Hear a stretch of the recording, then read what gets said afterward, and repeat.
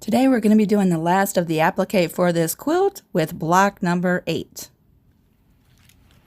Today we're going to get started by preparing and cutting our background. And then we're going to pick out some applique fabrics. And we will be working with this page with the firecrackers from the pattern. I wanted to point out the optional little sparkles on the page. You can use those or not use those. You could trace this onto your background fabric and actually quilt this into the block when you get to the quilting, or you could top stitch it as part of your firecracker design, and that's what I'm going to do for my block. We're going to be making 2 of each one of the firecracker pieces, so we're going to trace those onto our fusible. We will fuse that onto the back side of our applique fabric and cut out 4 individual pieces. Once you've done that, we can move over to the iron. We're going to situate our pieces. Keep in mind we will have seam allowances on all 4 sides, so try to avoid going close to the edge.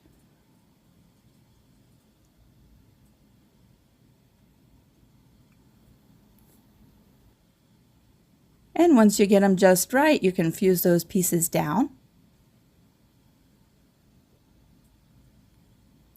To mark my fabric, I'm working with a darker background fabric. I cannot see through it so easily, even with a light pad or a window, so I'm just going to eyeball and draw my little sparkles.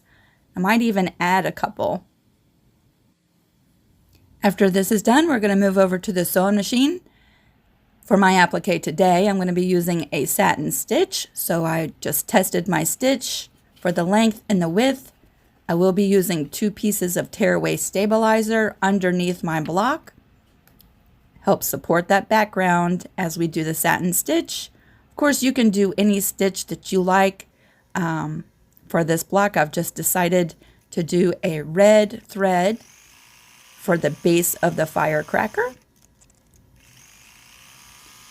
Notice how I'm starting right underneath the base of the top of that firecracker and working my way around. I think this stitch looks really nice.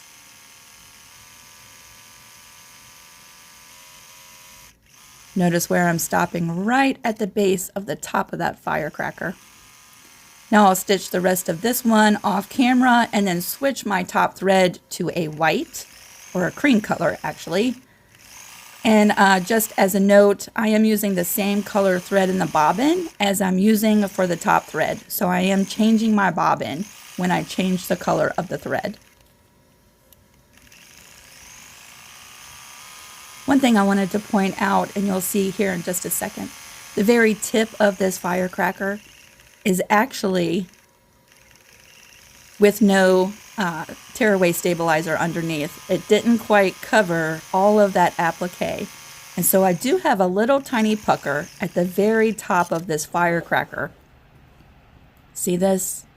A little tiny pucker right there. That's because the stabilizer underneath didn't quite cover everything.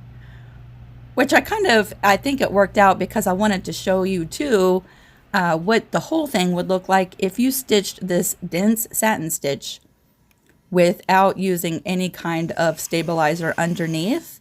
I think your whole block would look like that. So it kind of works out that it didn't cover so that I could show the example. Now I'm going to work my way over to each one of the little sparkles that I just hand drew onto the background, and I'll use a little bit of a thinner satin stitch just to trace these. And here we are. I went ahead and did 4 little sparkles. Each one are a little bit different size. I think that looks fabulous. You'll notice I had to add extra stabilizer just so that these sparkles would be nice and stabilized underneath the block.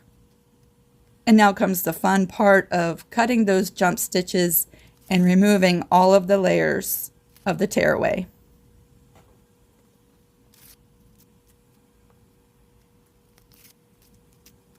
Just going through and removing all the little bits. I ended up with actually 4 layers of stabilizer underneath the sparkles. So that was a little bit more to remove all of those layers. But this tearaway really works nicely and is easy to remove from the back.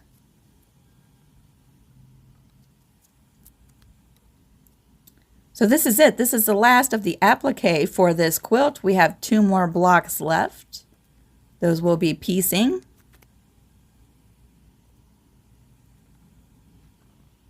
I am really pleased with how this quilt is turning out. Here's my finished block number 8. I think that looks so good. I can't wait to see you tomorrow for block number 9. Keep me posted on your progress. I'll see you tomorrow. Bye, everybody.